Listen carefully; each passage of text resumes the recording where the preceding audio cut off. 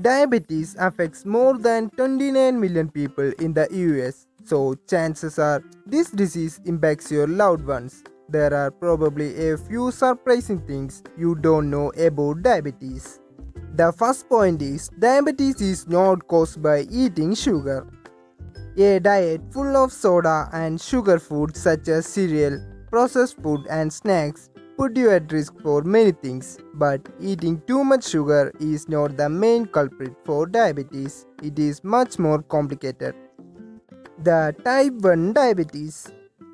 It is an autoimmune disease that develops usually at a young age when your pancreas stops producing insulin, a hormone that brings glucose into your body cells to be used as energy needed to regulate glucose from the food you eat.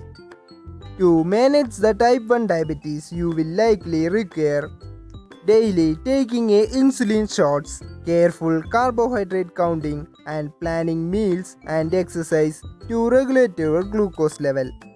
The type 2 diabetes.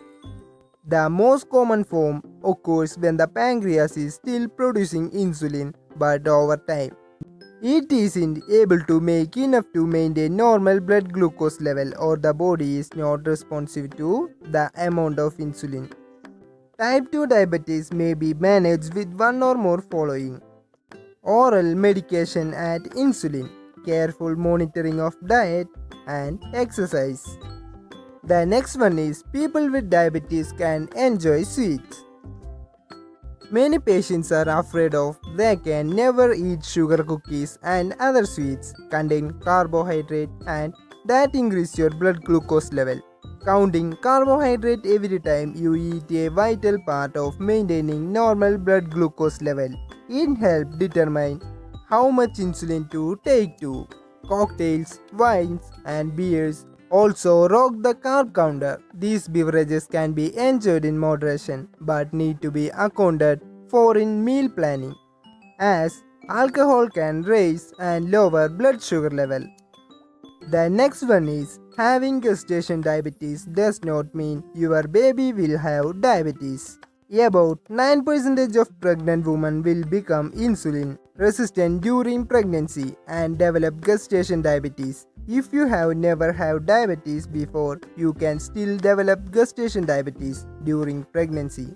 Because even though your pancreas is working overtime to produce insulin, it may be not enough. It is not your fault or your baby's if you have been diagnosed with gestation diabetes, and it doesn't mean your baby will have diabetes.